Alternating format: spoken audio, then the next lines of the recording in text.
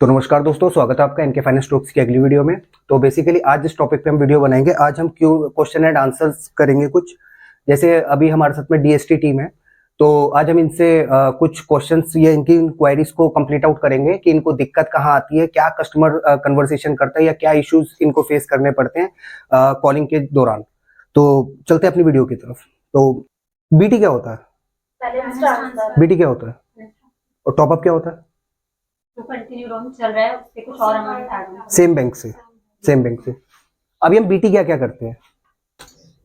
हम card BT करते हैं, पर्सनल लोन बीटी करते हैं। ऐप तुम भी रहने दो, आप बताओ क्या क्या बीटी करते हैं? Card, personal loan. Personal loan किस किस उसके? एनबीएफसी के बैंक और बैंक के। और क्या बीटी करते हैं हम? कार्ड लिख दिया ऊपर मैंने। OD, overdraft, OD, overdraft. और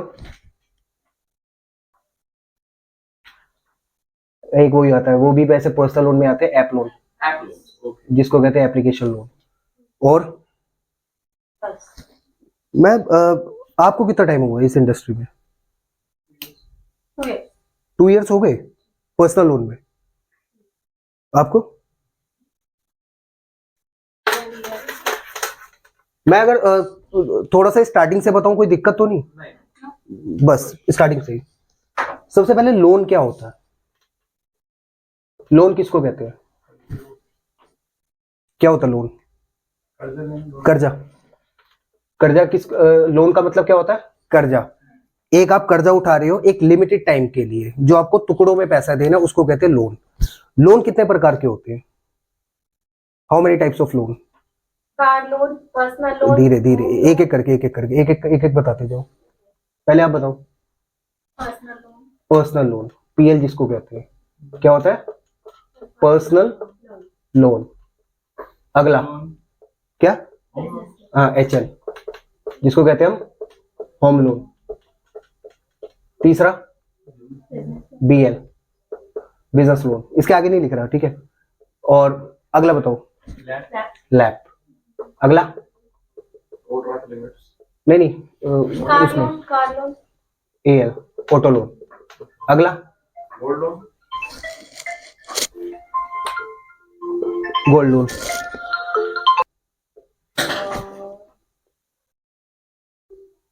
ऐप लोन, सारे सी करते और कोई?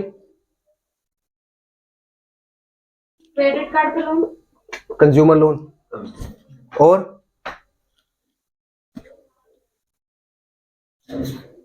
बस, इससे ज्यादा नहीं पड़ा था। वैसे लोन तो और काफी तरीके के। Two wheeler loan. Personal loan क्या होता है? जो पर्सनल चीजों में काम आते हैं, शादी, हॉलीडेज। किसको मिलता है personal loan? Salary, salaried person को। पर्सनल लोन किसको मिलता है? सैलरीड पर्सन को। सैलरीड पर्सन को। अगर मैं, दुकान है मेरी दुकान है जिसके ऊपर कपड़ों की दुकान है, जिसमें 4 बंदे काम करते हैं, अगर मेरे को पर्सनल लोन चाहिए तो मेरे को मिलेगा? नहीं। क्यों? क्योंकि मेरी दुकान है। पर्सनल लोन किसको मिलेगा? जो अपना टाइम देते हैं 10 से 6 का, या वटेवर जिनकी नाइट शिफ्ट होती है, जो अपना टाइम देके 1 महीने के बाद में पे लेते हैं, उसी पर्सन को, जिसको फिक्स इनकम आती है, उसी को मिलेगा पर्सनल लोन। ठीक है। अब वही बिजनेस लोन किसको मिलेगा? जो अपना सेटअप सरवाइव कर रहा है, उसको क्या मिलेगा? Business loan. अब कोई अपना सेटअप सरवाइव कर रहा है और वो कह रहा है कि मेरे को पर्सनल लोन दिलवा दो, क्या उसको मिलेगा? क्यों? क्योंकि उसकी फिक्स इनकम नहीं आ रही। अब एचएल, होम लोन। अच्छा, काफी जने ना एचएल और लैप में कंफ्यूज हो जाते हैं। आपको डिफरेंस पता है क्या होता है क्या नहीं? छोड़ के क्या होता है? एक तो होम लोन होता है, जिसके पास घर है उसी पर लोन दोबारा से प्रॉपर्टी लेना। थोड़ा इलेबोरेट करोगे, बताओगे थोड़ा कैसे क्या? जैसे सर, हमारी खुद की प्रॉपर्टी है, आप उस पर लोन ले रहे हैं। मेरी खुद की एक प्रॉपर्टी है, हाँ, उसी पर ही आप मैंने उसको गिरवी रख के लोन ले रहा हूँ, उसको क्या कहते हैं? उसे लैप लोन। ठीक है। और एचएल?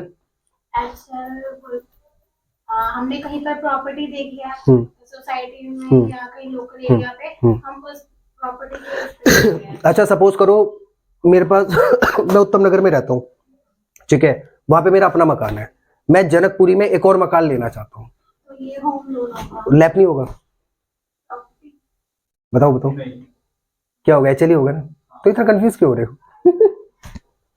एक्चुअल में सर सैलेड भी और हाँ वो दोनों दोनों दोनों दोनों आपको आया समझ में?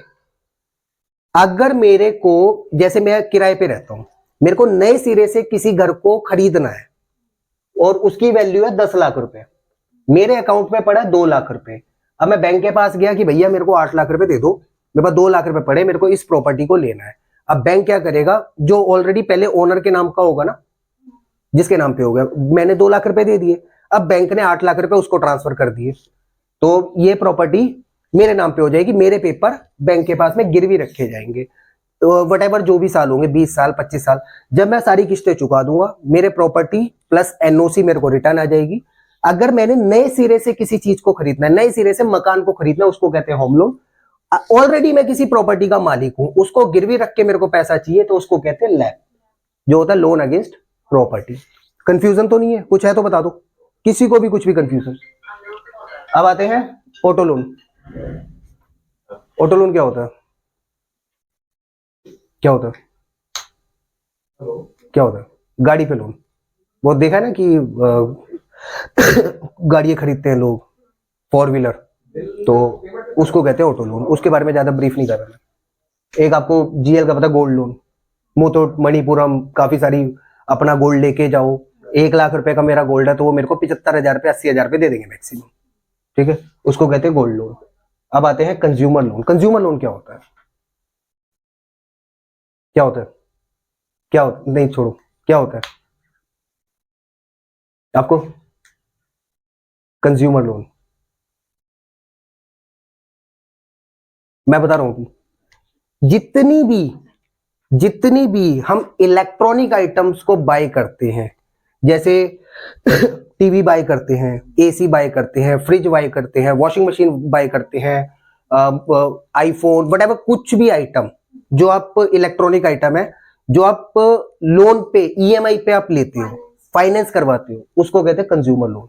एसी, अगर आपने कोई एसी खरीदा है तो आप उसको क्या कहोगे? मैंने कंज्यूमर लोन लिया है। आपने कोई मोबाइल लिया है, फाइनेंस करवाया, तो उसको आप क्या कहोगे? मैंने कंज्यूमर लोन लिया है। कुछ भी आप ईएमआई पर फाइनेंस करवा रहे हो इलेक्ट्रॉनिक आइटम, वो आता है कंज्यूमर लोन में। AC, fridge, washing machine, geyser, जो भी एनीथिंग एल्स, वो कुछ भी आप फाइनेंस करवाओ, उसको क्या कहेंगे? Consumer loan.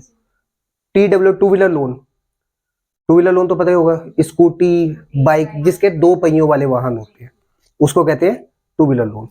हो गया क्लियर? इसमें कुछ डाउट? ये तो मैंने बेसिक सा बताया।